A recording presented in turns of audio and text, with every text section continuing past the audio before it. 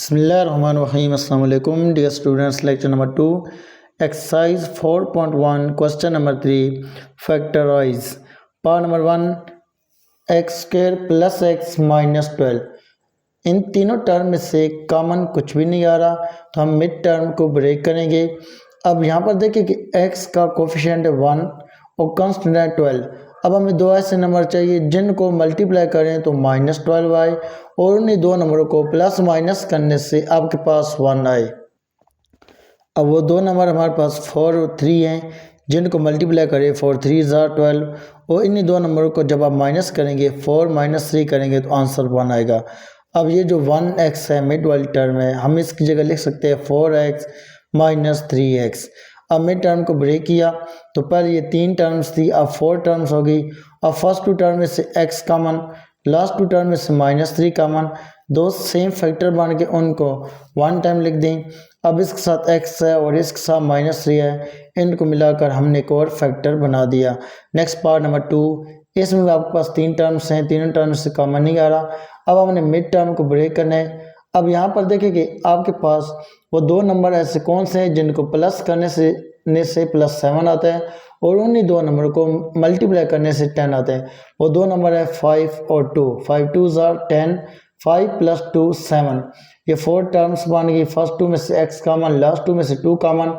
आगे वही same procedure है कि जो सेम फैक्टर उनको 1 टाइम लिख दें और साथ में आपका ये वाला x + 2 का फैक्टर बन जाएगा। नेक्स्ट पार्ट नंबर 4, इसमें भी x² - x - 56। अब मिड टर्म -1x है। अब हमने इसको ब्रेक करना है। इसमें भी आपको दो नंबर ऐसे चाहिए जिनको आप मल्टीप्लाई करें तो -56 बने और उन्हीं दो नंबरों को जब आप प्लस माइनस करें तो -1 आए। अब यहाँ पर दो नंबर कौन कौन से, एक है 8, दूसरा है 7। जब आप इन दोनों को मल्टीप्लाई करें तो यहाँ से आता है 56। अब यहाँ पर 8 में से 7 को जब आप माइनस करते हैं तो आंसर आता है 1, लेकिन यहाँ पर 1 आपको चाहिए -1 वाला। तो आप क्या करें, जो जब आप 8 में से 7 को माइनस करते हैं तो आंसर 1 आता है। अब 1 आपको चाहिए माइनस वाला, तो इस वजह से जो बड़ी वैल्यू के साथ माइनस लगा दें, छोटी वैल्यू के साथ प्लस लगा दें, तो यहाँ पर आ जाएगा -1। अब -1 जब हमने लिख दिया -8 + 7, -8 + 7 -1 हो जाएगा। जब आप 8 को 7 के साथ मल्टीप्लाई करेंगे तो 56 आएगा, सब में प्लस माइनस -56 हो गया। सेम वही प्रोसीजर है जो प्रीवियस क्वेश्चन में किया। नेक्स्ट पार्ट नंबर 6, इसमें 3 टर्म्स हैं, तीनों में से कोई कॉमन नहीं आ रहा। मिड टर्म को ब्रेक करेंगे और हमें दो ऐसे टर्म्स चाहिए जिनको माइनस करने से 4 आए और इन्हीं को मल्टीप्लाई करने से 12 आए। वो 6 और 2, 6 में से 2 निकाले 4, 6 2s are 12 ± -12। नेक्स्ट आपके पास पावर नंबर 7 y² + 13y + 36। अब 13y के हमने दो टर्म्स बनानी है, दो टर्म्स कन्वर्ट करना है। तो आपके पास 9 और 4 है, 9 + 4 13y, 9 4s are 36, 4 टर्म्स बन गई। आगे इसी तरह सिंप्लीफाई करें जिस तरह आपने प्रीवियस क्वेश्चन में किया है। अब क्वेश्चन नंबर 4 है, ये भी फैक्टराइज है, लेकिन इस क्वेश्चन में और जो आपने क्वेश्चन नंबर 3 किया उसमें फ़र्क है। उसमें जो स्क्वायर वाली टर्म्स होती थी उनका कोफिशिएंट 1 होता था। जैसे यहाँ पर x² है, इसका कोफिशिएंट 2 है।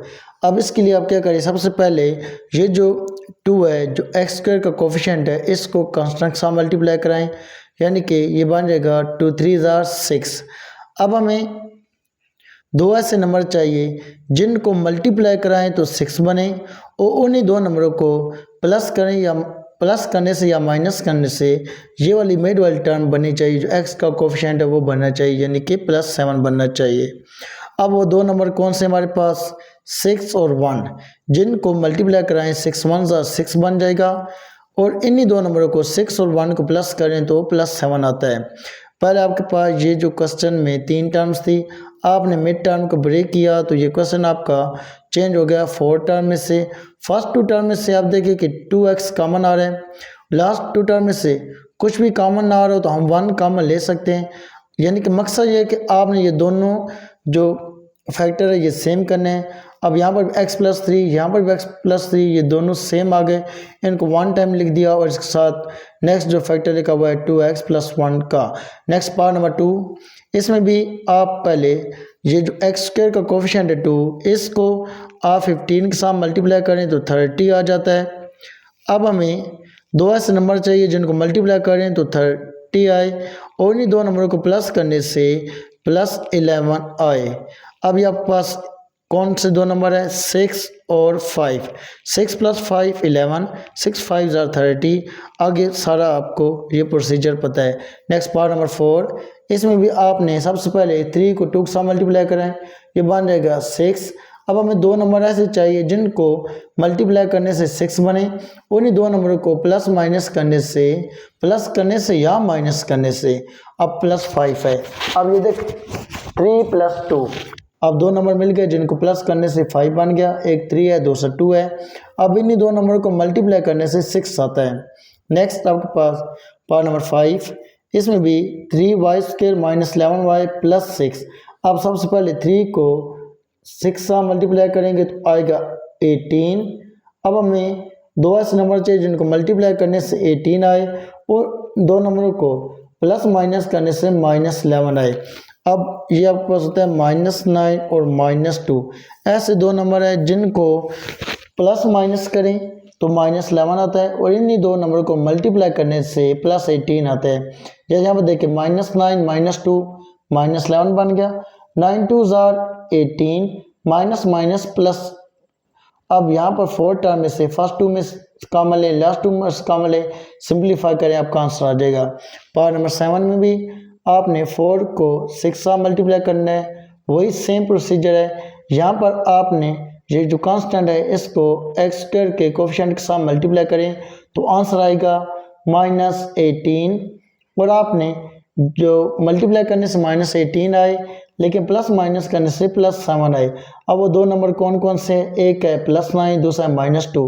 9 में से 2 निकाले तो +7, 9 को 2 से मल्टीप्लाई करें तो -18।